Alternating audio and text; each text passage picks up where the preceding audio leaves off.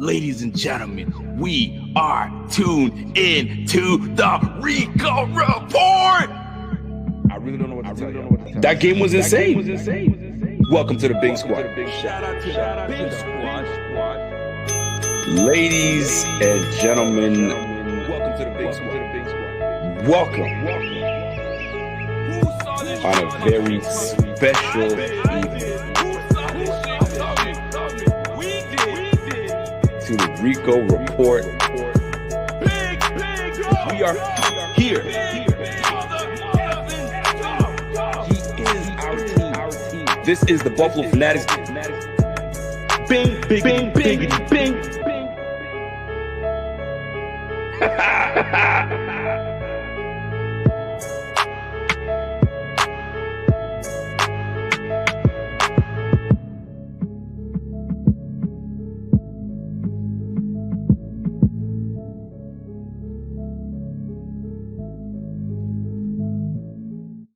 Ladies and gentlemen, this is your boy Rico back at it again with the Buffalo Fanatics. This is the Rico Report. And guess what? We've got ourselves a special guest today, one that you guys have been requesting. Bring this man on. You guys had a glimpse of this individual, this business decision maker, right? He makes people make business decisions. I think you guys know who I'm talking about. So without further ado, let me bring my guy on, Mr. Zack Moss. What's going on, big fella? What's happening, man?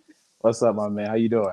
I'm living, man. We good, man. We just dealing with this COVID, trying to stay afloat, trying to do what we have to do. You know what I mean? You know the drill, man. So happy to have you, my guy. So I mean, listen, we're not gonna waste time and let's get right into it. So year one, we're down.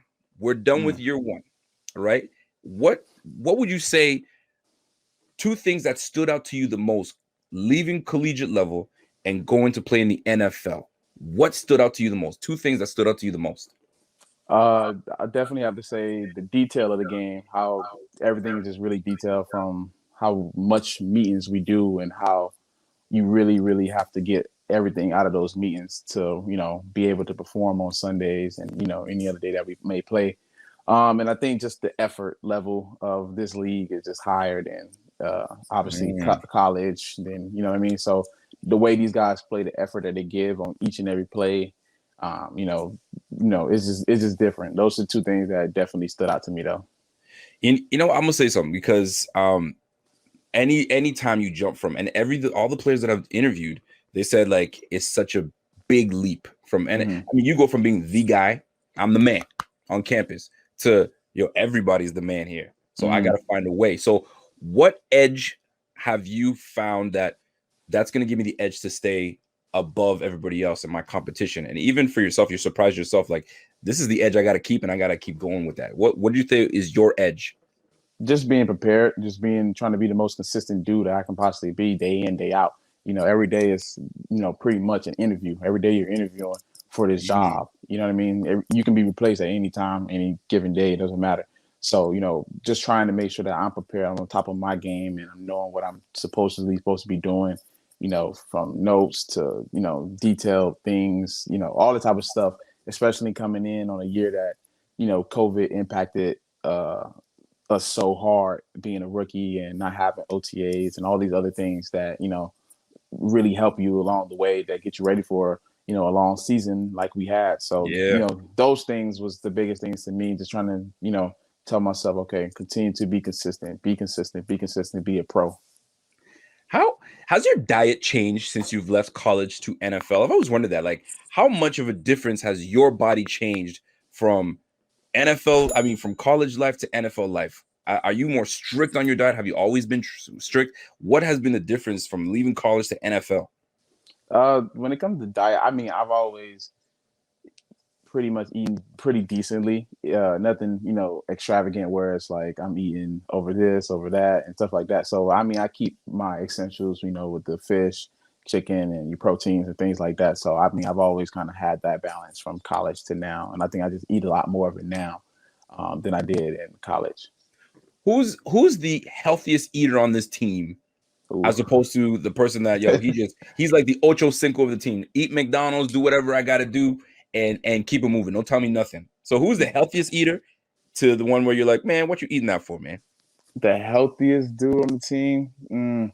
I mean, since I didn't get a chance to really watch everybody eat because we weren't able to go inside the cafeteria Got it. and stuff like that. So I've never even been inside the cafeteria. But Damn. Okay. From probably the healthiest dude I've seen one time, I can go off of my head. One time was probably Dawson Knox. He had like some bowl with some stuff that I just wouldn't mess with. But Okay. I think he had the healthiest thing I've ever seen. And from I mean, we don't have no Ocho Cinco's. I think everybody eats very decently. You know, we have guys Okay. that may eat, you know, you got to have the wings, you got to have, you know, your fries and all that type of stuff. So we got a lot of guys that do that, but we never got no guy that just like, Eat this is what whatever. I'm eating. I don't want to hear nothing about it. Stuff like Okay. that. Okay. All right. Because I mean, I've been hearing Ocho, man. Ocho's like, man, you ever see me get a big injury? No. And I ate McDonald's, so don't give you nothing. So there's always that battle of like those that eat healthy. And like, yo, you eating that, and look, you getting hurt. And look at me. I mean, sometimes it's genetics. Who knows what it is? Now, speaking of genetics, I gotta ask this, man. 5'9", 5'10". You know what I'm saying? I'm gonna just leave it at that. 220. Would you say now that you've played? I mean, in this game, you played over 8 games in this game in this year. Would you say that the weight that you have is adequate, or do you feel like, man, I need to shed a little bit so I can be a little quicker, or you're like, yo, I'm gonna bulk up because I see this game and you need to stay healthy? For you, what's the balance? What would you say that you're trying to bring this off season? Definitely, I want to lose about 5 pounds. That's been my goal. Just this coming into this second season, I want to be about 215, 217. This season, I played around 222, 223. So that was the heaviest I had ever been. I think college, the heaviest I played at was like 219, maybe. So definitely want to shed a few. So, you know, the goal is to play at about 217, 218 this season, though. So does that make a difference at 5 pounds? Does it make huge difference, or is it just more for you? It's more for me. You know, you know what you've been able to do at that way. You feel more comfortable at that way. You know what I mean. You kind of, it's like a mind game in a sense. You know what I mean. Okay. It's not really. You may be able to do the same things you were doing at 223 than at 218, but it's just more of a mind thing. And you know, I feel more comfortable at 218, 217 than I did at 223. Because I asked this question for a reason. Because Devin 5'7", you know what I'm saying? Maybe 5'8", or maybe 5'6". I don't know. We'll stay at 5'7". You know what I mean? And he's solid at like 210, 207, 210. And you see him taking hits on. You're natural. You can take the hits. But the one thing I want to see is on social media, I noticed that and watching these players and player interviews that Dable's offense it's not a joke. You need to know all your ins and outs positions and how to retain your position on the field. So I bring this up because pass blocking. How important is it to Dable? Is Dable like, you're not getting on this field if you don't pass block? Because that's big. Because there's a lot of passing that we did this year. So what was his philosophy in terms of running backs getting on the field? How are you going to get on the field? Is by pass blocking? Or what was his philosophy to you guys? I mean, that's just the philosophy point blank. No matter who the OC is, no matter what team you play, no matter what level you on, in a sense, you got to be able, as a back, and especially the way that the game is going nowadays, you have to be able to pass block, understand pass protections, know where blitz is coming from, and being able to work with your offensive line. It's just as important as being a back who can catch the ball out of the backfield in this day and age at playing that position. So, you know, for me, you know, pass blocking was always a big thing for me because that's one thing I know I can control. You know, that's a controllable for me. No one is gonna, you know, have an impact on my blocking besides myself. You know, I need to know my assignment and things like that. So, you know, Davo definitely wanted us and needed us to know what we need to do in the pass blocking game because, you know, when you got Josh back there playing at MVP caliber, you don't want anything hindering that. So, you know, we just tried to make sure we did our best job as we possibly could. So I need to ask you this, man. So, I mean, every once in a while you might get bullied, right? And you're like, damn, I did not see that coming. That boy came with the heat. And then there's a time where you become the bully. Can you remember any time this year where you were bullied and you're like, never again? And a time that you bullied some guy and you're like, yo, I belong in this league.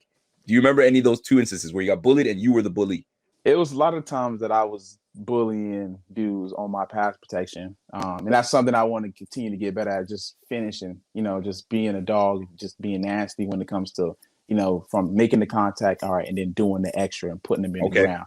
But there was one. I didn't get bullied. No one, just ran me over. That's He's not like, going. yo, don't make me look like I got bullied. But I'm gonna tell you. Go Yeah. ahead. I want to hear the story. Go ahead. Nah, no one bullied me where it was like, all right, I'm gonna put this shoulder in your chest and stuff like that. It was a lot of dudes on film when I'm watching. I'm like, all right, I'm gonna have to switch it up on this dude. But nah, the only dude that made me look a little silly on Pass Pro was Buda Baker when we played the Cardinals. He came off of an edge blitz, and we had been watching him all week, and he want to go with the act like he gonna come up the field real hard and then just slice you underneath.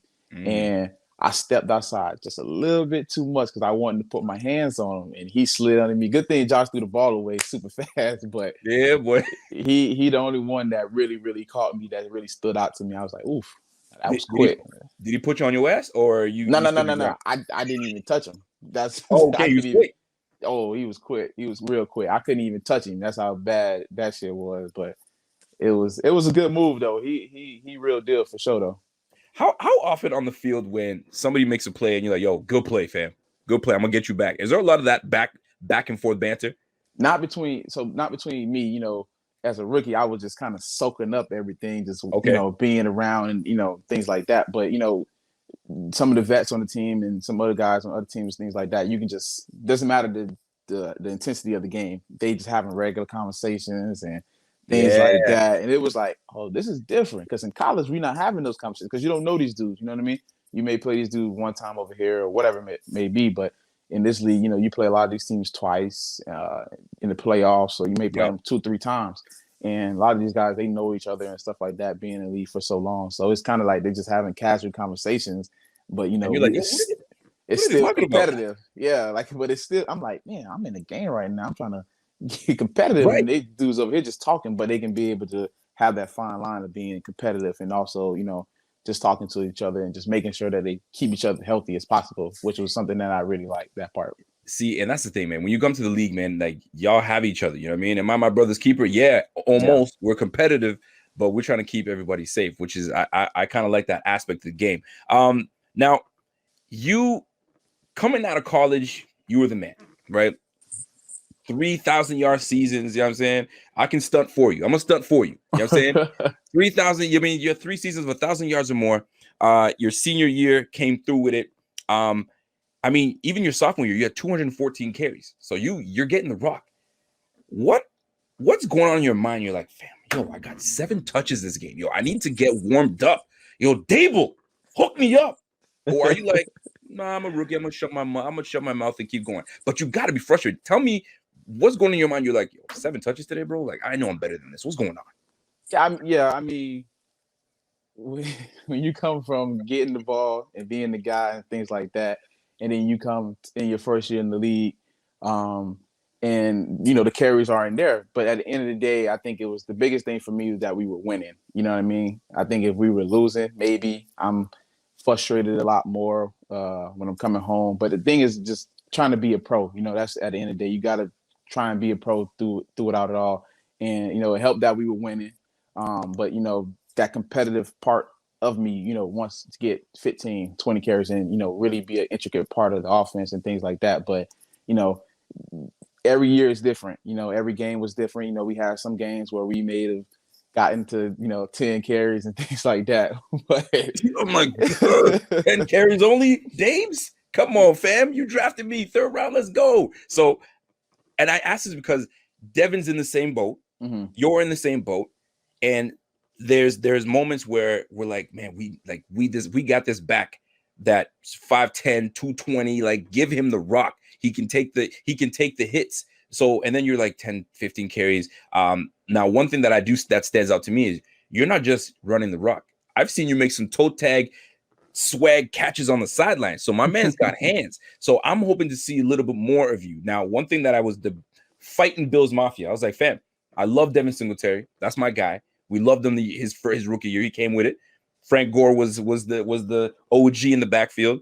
But I said over time, I started to see that they wanted to give you the ball way more. Did you notice there's a transfer of I don't want to say power per se, but did you notice there was more? They were showing you more love near the end of the season.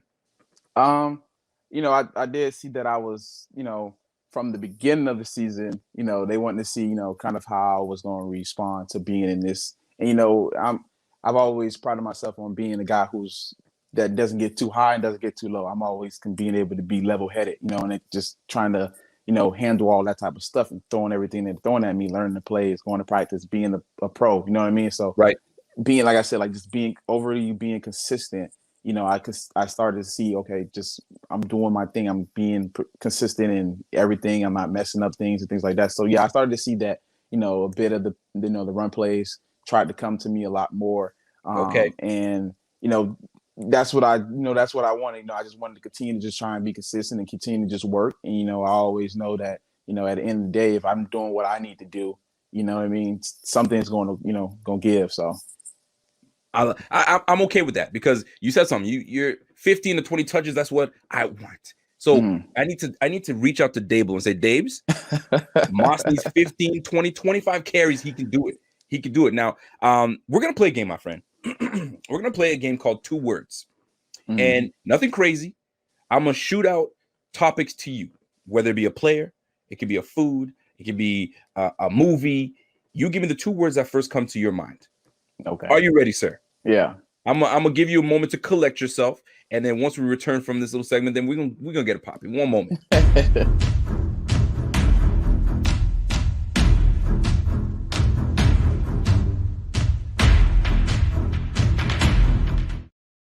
All right, here we go. We are with Bills running back Zack Moss joined us. Salute to my guy. He's coming through and being real. This is nice. You get to know the player, the man that Zack Moss is. So we're gonna play a game called 2 Words. I'm gonna shoot something out to you, and you give me the first 2 thoughts, 2 words that come to your mind. All right, ready? Avocado ice cream. Beyond nasty. Okay. You know who eats avocado ice cream, right? That's TB12. That's Tom Brady. Shoot, that boy 40. He's gonna be playing eating avocado ice cream. Okay, go. Buffalo wings. I got one word. Perfect. Perfect. How you gonna say perfect? Why? Perfect. I mess with wings. I'm not crazy about a lot of food. I'm real basic, but everywhere I've been out here in Buffalo, you can't go somewhere and just get really bad wings. It may not be perfect wings, but most of the time it's gonna be really, really good. All right. You have a spot that you hit up that's the best for you? Definitely. Shout out to Bar Bills for sure. Bar Bills. Okay. I see you shot that. Okay, let's go. Give me 2 words that come to mind when I say Tre'Davious White.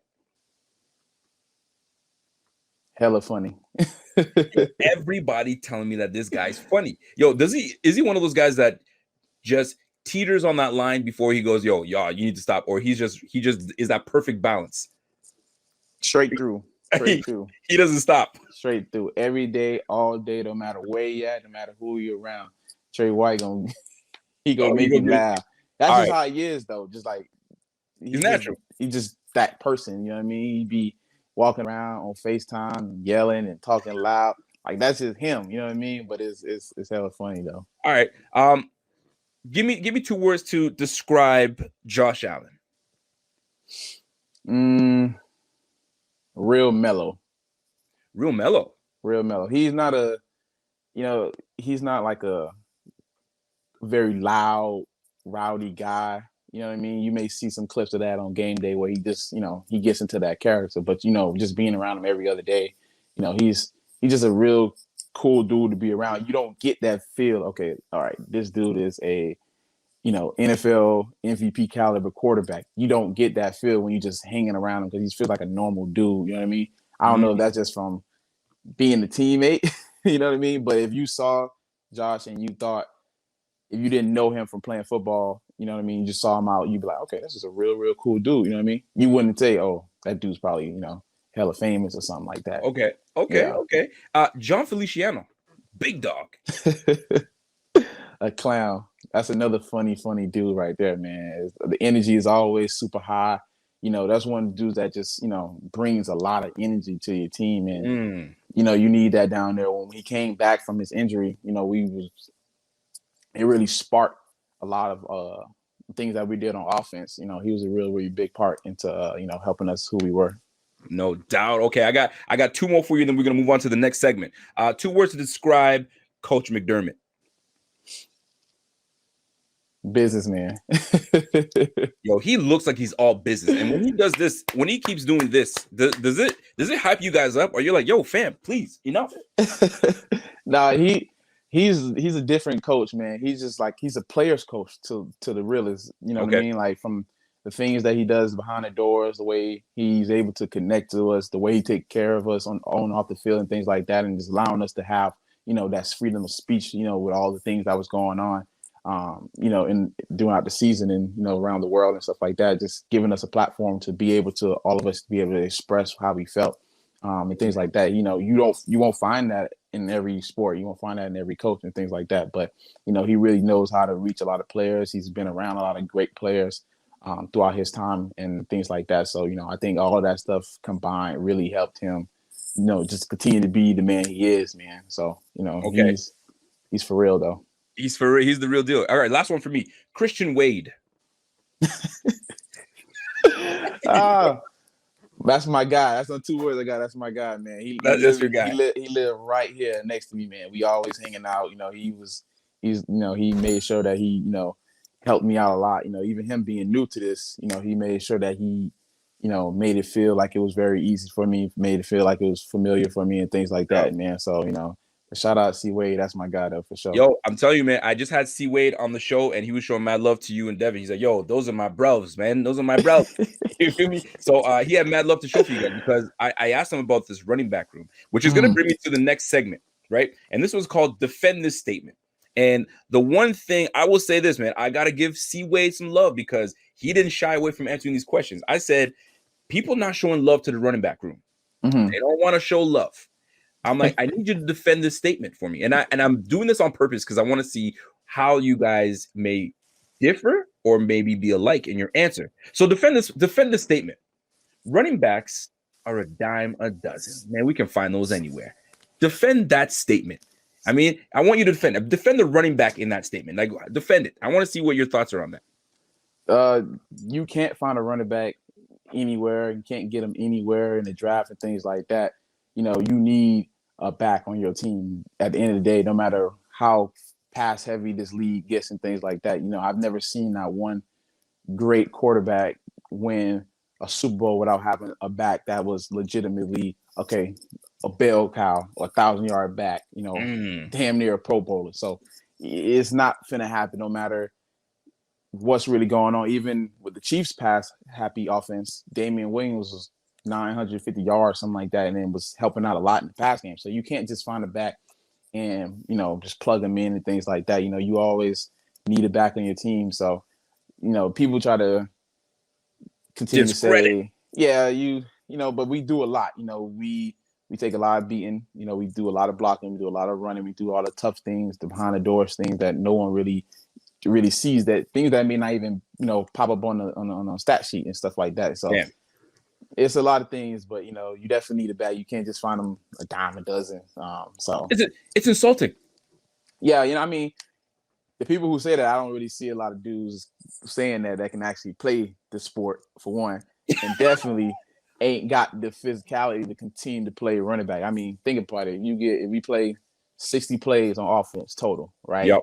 The only people getting hit probably 100 plus times throughout that game is the offensive line and the running back, and maybe your tight end if he catches a pass that game.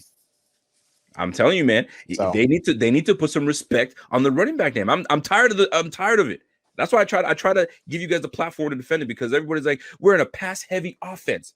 We don't need a bell cow running back, man. Bullshit. I think we do. You know what I'm saying? And one thing that I think, and I want to see if you feel that, I feel that with this draft coming up, people are talking about, well, we need to take a running back with the 30th pick.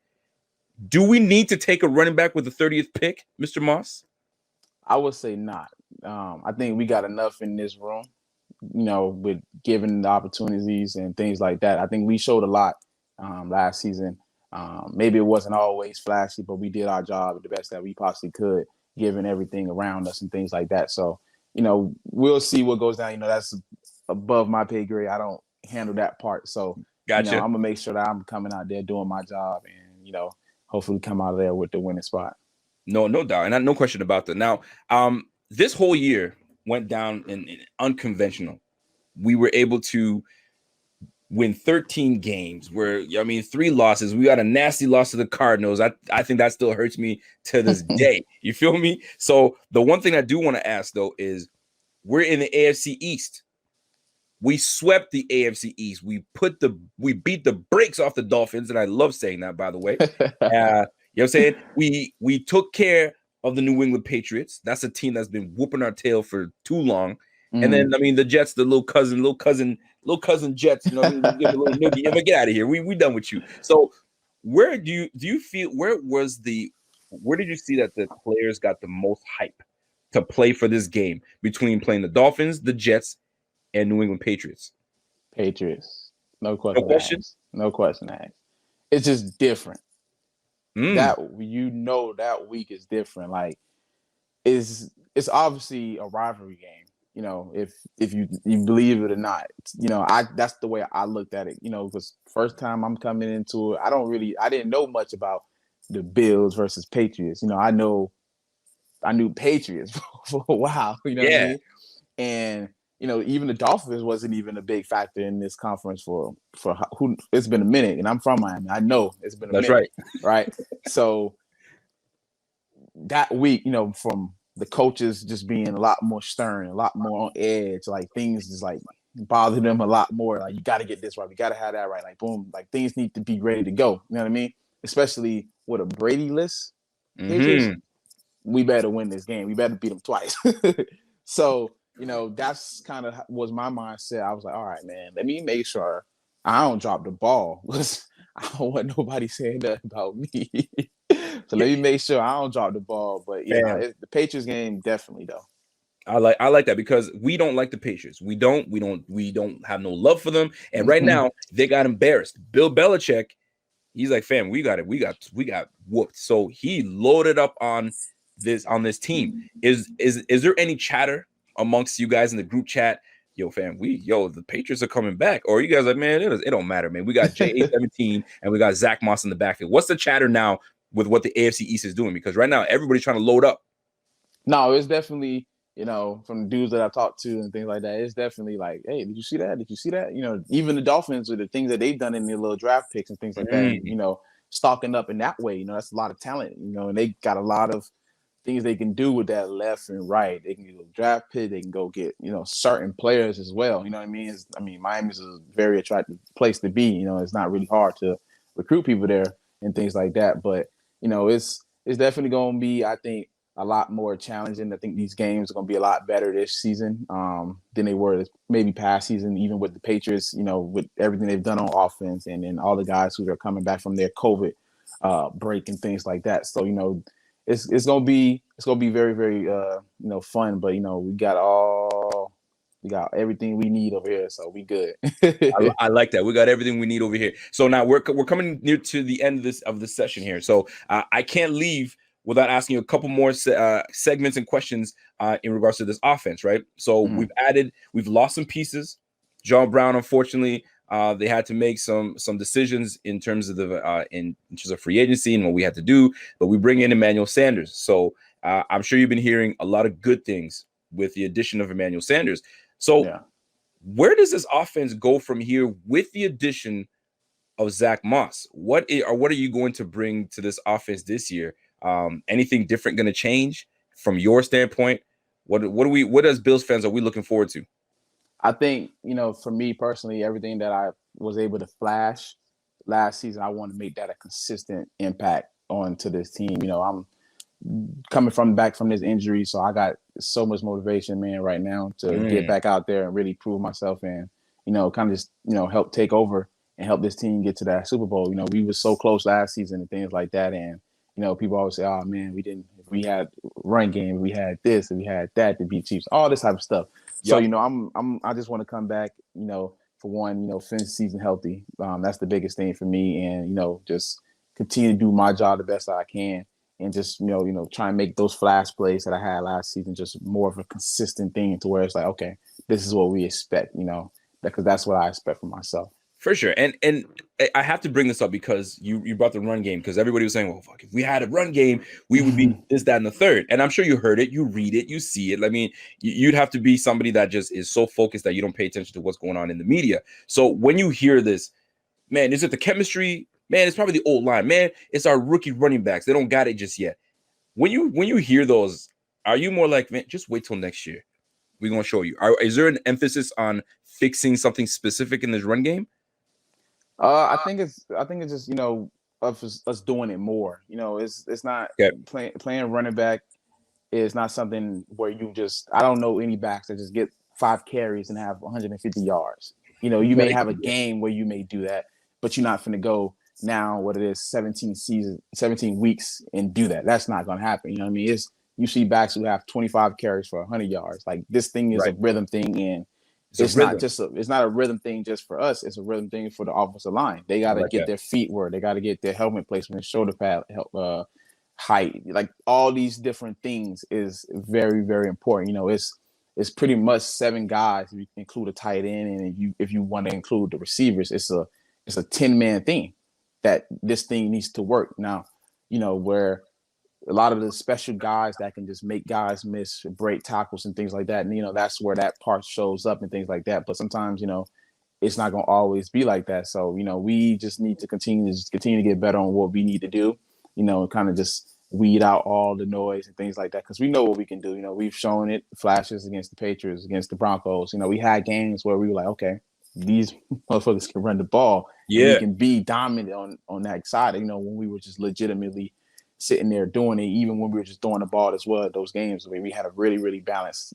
offense. So, you know, it's just about just continuously doing it. You know, and that's the biggest thing, just, you know, helping everyone get into a rhythm and things like that. So, you know, next year going to be fun, though. I already feel it. I know it is. Now, last segment of this session is it's called Say It With Your Chest. All right. So I always give the opportunity, the platform to the player to get something off his chest that fans need to know. Right. So you may have something that's been, I need to get this off my chest, right? So I'm going to play the segment, and then the floor is going to be yours as soon as we come back. And Zack Moss, say it with your chest. What's on your chest that you need to let Bills fans know this upcoming season, whether it be with the team or with you, the individual player?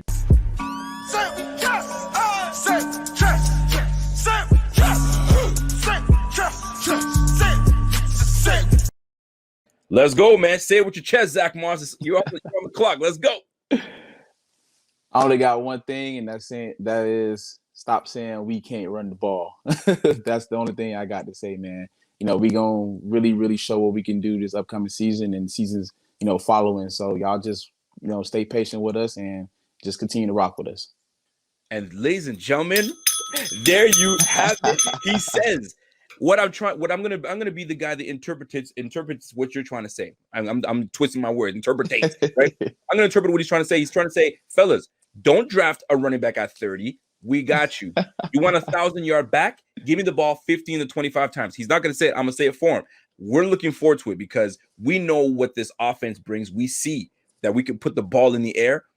We just need to enhance this run game. I was saying it all year round. By week 7, week 8, I was like, guys, there's a changing of the guards happening. Zack Moss is being that guy. They tried it early, then he got hurt, and I'm hoping you're getting healthy right now.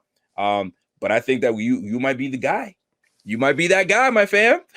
We working. Don't worry, man. We gonna see. Though, but we working though. Yes, sir. Yes, sir. Ladies and gentlemen, Zack Moss, running back from the Buffalo Bills. I thank you very much for your time, man. Listen, man, the biggest thing that I always tell the players when I'm done is stay healthy. You know what I'm saying? Be responsible. You know what I'm saying? Yeah. Don't be going to the clubs and stuff. I don't know how many clubs there are in Buffalo. I don't know if there's a lot. They're probably shut down. Who knows? Cheektowaga Town, I think that's where they party. I have no idea. I'm not from Buffalo. But stay healthy. Be responsible, man. And we're looking for a big year. Can I say that you're going to about 11? You good for 1,100 yards rushing this year? Yes, sir. Oh, shit. Okay. Yes, 1,100 yards, baby. You heard it here first. My guy, Zack Moss, is going to give us 1,100 yards. We're going to the Super Bowl, and we're winning the whole damn thing. Absolutely. Ladies and gentlemen, it's the Rico Report. Buffalo Fanatics, running back, Zack Moss. Zack, have a good season, man, and we'll talk soon, man. Yes, sir, man. Appreciate it.